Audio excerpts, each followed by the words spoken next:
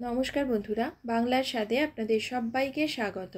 আজ আমি পার্শে মাছের সর্ষে পোস্ত দিয়ে ঝাল বানিয়ে দেখাবো, যেটা বানিয়ে নেওয়া ভীষণ সহজ আর গরম ভাতের সাথে খেতেও লাগে দুর্দান্ত। চলুন তাহলে শুরু করা যাক আমার আজকের এই ভিডিওটি। পার্শে মাছের ঝাল বানাবার জন্য আমি এখানে নিয়ে নিয়েছি 5 পিস পার্শে মাছ। মাছগুলোকে পরিষ্কার করে কেটে ধুয়ে জল ঝরিয়ে নিয়েছি। এখন এটা ম্যারিনেট করব। তার জন্য এর মধ্যে প্রথমে দিয়ে দিচ্ছি হাফ চা চামচ পরিমাণে লবণ আর দিচ্ছি হাফ চা চামচ পরিমাণে হলুদ গুঁড়ো। এখন এই লবণ আর হলুদ গুঁড়োটাকে মাছের গায়ে খুব ভালো করে আমি মাখিয়ে মোটামুটি 5 থেকে 10 মিনিটের জন্য ছেড়ে দেব, যাতে করে লবণটা মাছের ভেতরে ভালোভাবে ঢুকতে পারে। লবণ আর হলুদটা মাছের গায়ে মাখিয়ে নিয়েছি। এবার এর জন্য যে মশলাটা বানাবো তার জন্য যে উপকরণগুলো নিয়েছি সেগুলো একটু দেখিয়ে দিই। আমি এখানে নিয়েছি 2 টেবিল চামচ পরিমাণে হলুদ সর্ষে। আপনারা চাইলে কিন্তু সম পরিমাণে হলুদ আর কালো সর্ষেও ব্যবহার করতে পারেন, তবে যেহেতু কালো সর্ষেতে গ্যাস অম্বলের পরিমাণটা বেশি হয় তাই আমি কালো সর্ষেটাকে স্কিপ করেছি। এর সঙ্গে নিয়ে নিয়েছি 1 টেবিল চামচ পরিমাণে পোস্তদানা আর 1 টেবিল চামচ পরিমাণে গোটা জিরে।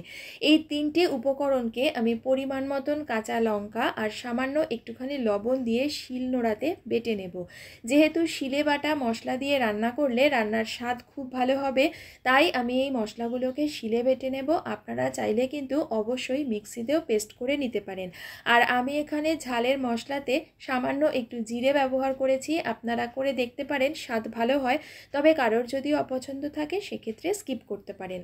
মশলাটা বানানো হয়ে গেছে, এখন রান্নাটা শুরু করব। তাই একটা গরম কড়াইতে আমি দিয়ে দিচ্ছি 2-3 টেবিল চামচ পরিমাণে সর্ষের তেল। তেলটাকে ভালো করে গরম করে নিয়ে তাতে 1 চিমটে পরিমাণে লবণ দিয়ে দিলাম। এখন লবণটাকে তেলের সাথে মিশিয়ে কড়াইয়ের চারিধারে ভালো করে মাখিয়ে নিয়ে এবার লবণ আর হলুদ মাখিয়ে রাখা মাছগুলোকে দিয়ে দিচ্ছি। 2 পিস মাছ আমি প্রথমে দিলাম। এবার একটা পিঠ ভাজা হয়ে গেলে উল্টে দিয়ে অপর পিঠ থেকেও মাছগুলোকে ভেজে নেব। খুব বেশি কড়া করে কিন্তু এর জন্য মাছ আমি ভাজবো না। দুটো পিঠ থেকেই মাছটা ভাজা হয়ে গেছে, এগুলোকে তুলে নিয়ে এবারে বাকি যে মাছগুলো সেগুলো এভাবেই আমি ভেজে নিয়ে ফিরে আসছি। সমস্ত মাছ ভাজা হয়ে গেছে। এবার যে তেলটা আছে তার মধ্যেই আমি রান্নাটা করব। আমি আর তেল দিচ্ছি না, আপনারা চাইলে দিতে পারেন। এবার এর মধ্যে 1/4 চা চামচ কালো জিরে দিয়ে সেই যে আমি মশলাটা বানিয়ে রেখেছিলাম সেটা এর মধ্যে দিয়ে দিলাম। মশলাটা তেলে দিয়ে একটু নেড়েচেড়ে দিয়ে এখন বাটিটা ধুয়ে সামান্য একটুখানি জল এর মধ্যে দিয়ে দিচ্ছি। জলটাকে মশলার সাথে ভালোভাবে মিশিয়ে নিয়ে এখন দিয়ে দিচ্ছি হাফ চা চামচ হলুদ গুঁড়ো আর স্বাদ মতো লবণ।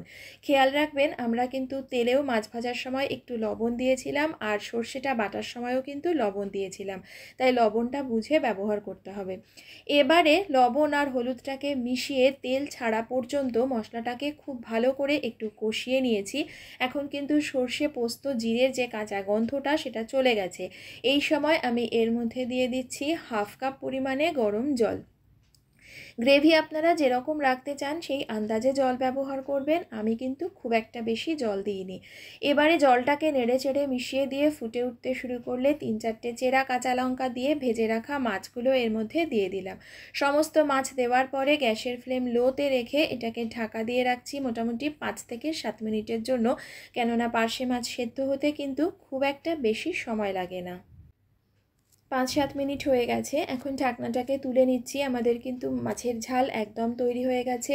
আপনারা এই সময় আপনাদের টেস্ট অনুযায়ী লবণ আর ঝালটা চেক করে নেবেন। এবার ওপর থেকে 1 টেবিল চামচ সর্ষের তেল আর সামান্য ধনেপাতা কুচি দিয়ে আমি গ্যাসটাকে অফ করে ঢাকা দিয়ে স্ট্যান্ডিং টাইমে রেখে দিচ্ছি। তারপর ডিশ আউট করে আপনাদের দেখাচ্ছি। তৈরি হয়ে গেল সর্ষে পোস্ত দিয়ে পার্শে মাছের ঝাল।